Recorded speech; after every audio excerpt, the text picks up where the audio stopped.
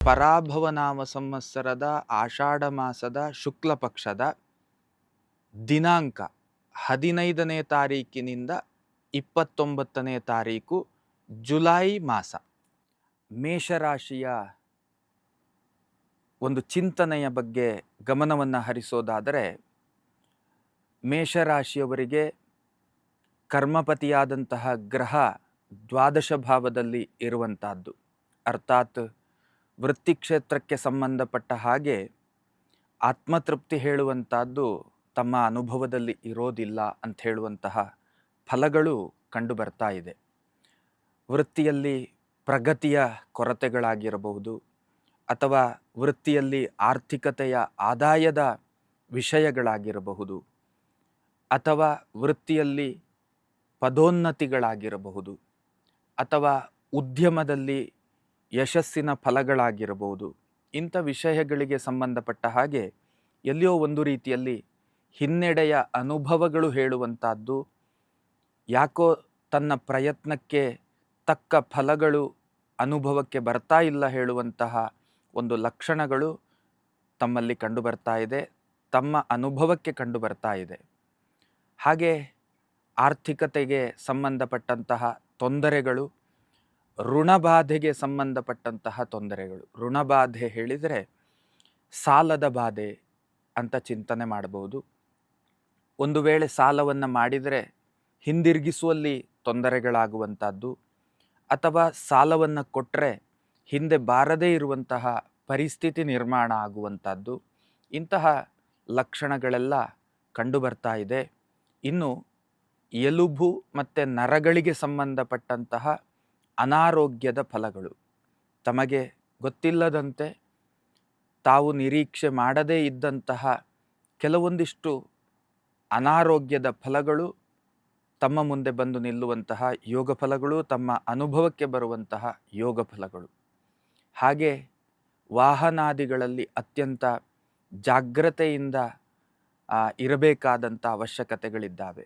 ರೋಡಲ್ಲಿ ಹೋಗುವಾಗ ಬರುವಾಗ ತುಂಬ ಜಾಗ್ರತೆಯಿಂದ ವಾಹನಾದಿಗಳನ್ನು ಚಲಾವಣೆ ಮಾಡಬೇಕು. ಕಾರಣ ಎಲ್ಲಿಯೋ ಅವಘಡಗಳನ್ನು ಮಾಡಿಕೊಳ್ಳುವಂತಹ ಲಕ್ಷಣಗಳು ಕೂಡ ತಮ್ಮ ಅನುಭವಕ್ಕೆ ಬರುವಂತಹ ಸಾಧ್ಯತೆಗಳು ಇದ್ದಾವೆ.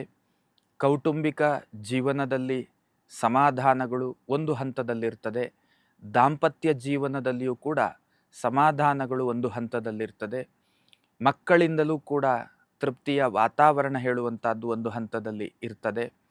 ಇದೆಲ್ಲವುದು ಒಂದು ಭಾಗದಲ್ಲಿ ಶುಭ ಫಲಗಳಿದ್ದರೆ, ಇನ್ನೊಂದು ಭಾಗದಲ್ಲಿ ಸಾರ್ಧ ಸಪ್ತಮ ಶನಿಯ, ಅದೇ ಕರ್ಮಪತಿ ದ್ವಾದಶದಲ್ಲಿರುವಂತಹ ಶನಿಯ ಫಲಗಳು, ಒಂದಷ್ಟು ಅಶುಭ ಫಲಗಳು ಕೂಡ ತಮ್ಮ ಅನುಭವಕ್ಕೆ ಬರುವಂತಹ ಸಾಧ್ಯತೆಗಳು ಬಹುತೇಕ ಕಂಡುಬರ್ತಾ ಇದೆ. ಇನ್ನು ರಕ್ತದೊತ್ತಡದಂತಹ ಅನಾರೋಗ್ಯದ ಒಂದಷ್ಟು ಸಮಸ್ಯೆಗಳು ಕೂಡ ತಮ್ಮ ಅನುಭವಕ್ಕೆ ಬರುವಂತಹ ಸಾಧ್ಯತೆ. ಹೊಸತಾದಂತಹ ಜವಾಬ್ದಾರಿಗಳು ಹೇಳುವಂಥದ್ದು ತಮ್ಮ ಹೆಗಲ ಮೇಲೆ ಏನು ಬೀಳುವಂತಹ ಯೋಗ ಫಲಗಳು. ಅರ್ಥಾತ್ ಎಲ್ಲಿಯೋ ಕೌಟುಂಬಿಕವಾದ ಜವಾಬ್ದಾರಿಯೋ, ಸಾಂಸಾರಿಕವಾದಂತಹ ಜವಾಬ್ದಾರಿಯೋ, ಅಥವಾ ವೃತ್ತಿ ಸಂಬಂಧವಾದಂತಹ ಜವಾಬ್ದಾರಿಯೋ, ಅಥವಾ ಬದುಕಿನಲ್ಲಿ ಒಂದು ವಾತಾವರಣದಿಂದ ಇನ್ನೊಂದು ವಾತಾವರಣಕ್ಕೆ ಶಿಫ್ಟ್ ಆಗುವಂತಹ ಒಂದು ಜವಾಬ್ದಾರಿಯ ಯೋಗ ಫಲಗಳು. ಇಂತಹ ಲಕ್ಷಣಗಳೆಲ್ಲವೂ ಕೂಡ ಮೇಷರಾಶಿಯವರಿಗೆ ಈ ಒಂದು ಪಕ್ಷದಲ್ಲಿ ಅನುಭವಕ್ಕೆ ಬರುವಂತಹ ಸಾಧ್ಯತೆ. ತಾವುಗಳು ಮಾಡಬೇಕಾದದ್ದೇನು ಕೇಳಿದರೆ, ಕುಜನ ಪ್ರೀತಿಗಾಗಿ ಪ್ರಾರ್ಥನೆಗಳು, ಶನಿಯ ಪ್ರೀತಿಗಾಗಿ ಪ್ರಾರ್ಥನೆಗಳು. ಶನಿ ನಿಮ್ಮನ್ನು ಹಿಂಬಾಲಿಸುವ ಕಾರಣದಿಂದ ಶನಿಗೆ ಸಂಬಂಧಪಟ್ಟಂತಹ, ಶನಿ ಪ್ರೀತಿಗೆ ಸಂಬಂಧಪಟ್ಟಂತಹ ಪ್ರಾರ್ಥನೆಗಳು, ಶಿವನ ಉಪಾಸನೆ, ಆಂಜನೇಯ ದೇವರ ಉಪಾಸನೆ, ಹಾಗೆ ವಿಷ್ಣು ಸಹಸ್ರನಾಮದ ಪಠನವನ್ನು ಮಾಡುವಂಥದ್ದು. ಮುಖ್ಯವಾಗಿ ವಿಷ್ಣು ಸಹಸ್ರನಾಮದ ಪಠನ ಪಾರಾಯಣ ಏನಿದೆ, ಇದು ನಿಮ್ಮ ಆತ್ಮಬಲವನ್ನು ವೃದ್ಧಿಸ್ತದೆ.